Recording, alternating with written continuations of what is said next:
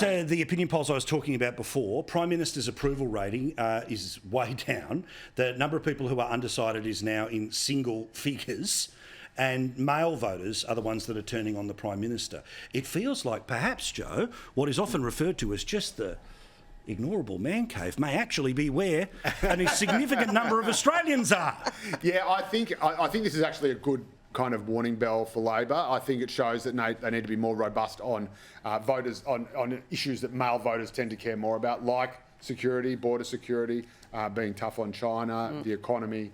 These are everything. Stage 3 tax it's kind of like the stuff you need to do before you can do everything else, and then you get into education and health, and they tend to be more female-oriented issues. This government wants to be the climate change government. It wants to be all of that, but the reality is that it's the ones that promised about cost of living, but it goes through the floor. Their $3 billion announcement about students, come on, was about indexation into the future, and but they chose not to cut petrol taxes, which the Reserve Bank has turned around and said today is one of the single drivers of inflation. Now, I get that the tax is not necessarily the overall price, but it's still, it's literally the queues were around the block when it was 99-cent petrol. Imagine if the government could give a little win to those people and halve the freaking tax. It costs exactly the same as what they gave the uni students. He runs out of breath, he's that annoyed. To Joe's point, he actually made a legitimate point then, so I think we should all sit down What's the date? Write it down.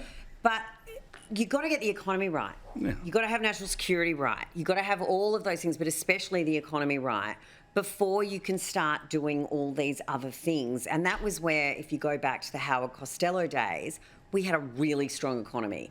Things were going well economically, so we could afford to pay for all of these extra little bits and pieces that, you know, the Australian public want, the nice sugar hits and the nice sweeteners and the investments. We don't have that economy at the moment. We have an economy that is technically in a per capita GDP recession. Correct. We are in a recession. Correct. It is immigration that is only keeping those figures up. And they still want to keep throwing money, $1 billion in Queensland at quantum physics, to an American company, so it's not even going into Australia. We want foreign investment here. We do want foreign investment, but we don't know what the return on investment for the $1 billion is, because there was NDAs and no disclosure over a tender process. Can I also talk about this? It's a Stephen Miles security package, let's be honest. Can I talk about this, right? This was a problem for the latter stages of the Morrison government, and it's a problem now for the Albanese government. Every single day, let's announce something with a big number attached to it, and by the end of the week, you've forgotten what the Monday one was, right? Now, I understand that we live in the speedy news cycle, but the idea that we can't just have one big logical thing a week and we back it in and we talk about it. Instead, it's just every day a cannon going, $1 billion here, $1 billion here, $1 billion here, off budget. We're getting ready for a budget. We're all about cost of living.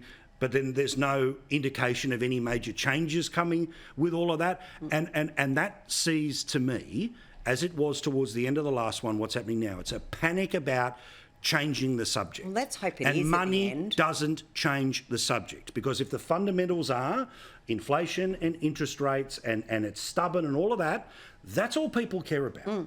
I think, and it goes to something that is maybe a bit deeper and also tied to the reason they're hemorrhaging male votes, which again, you know, if you look at what men, and this is a gross generalisation, but generally speaking... I'm in the man cave. Men, as we are all in the man cave, but men like things like, you know, strength, certainty, security, authority, competence, accountability, and again, these are things that, I mean, Albo's very good at showing, empathy and saying and emotion and all these sorts of things, and he genuinely believes all that. Except at DV and he genuinely believes all that stuff. But, exactly. Oh, the DV, that was a ridiculous stitch up, but that's another story. No, here we go.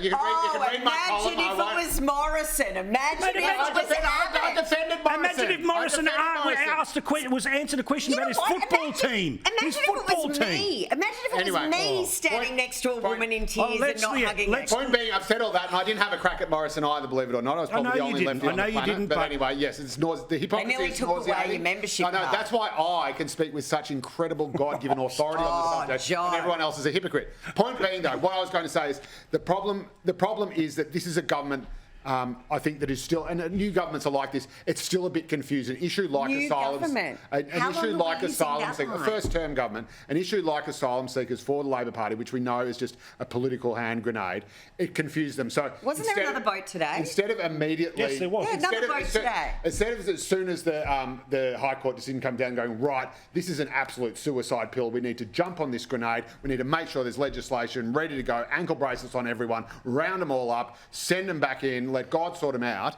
They're like, and there's the dithering by the left, and again, Andrew Giles is on the left, and there's an instinctive thing on the left. Oh, if you're an asylum seeker, we must be on your side. Murray Ward in the And Senate, you know, we if we need to really let want to them talk all about the out. incompetence on that level, all right, they got rid of the bloke who knew how the system worked. They got rid of Pizzullo, who knew how the system worked, who would have given the proper advice. But don't worry. alas, he knew some Liberals. But don't worry, they put climate change in on the National Security Board, Rubbish. but All right, I gotta took break. out half of ASIO.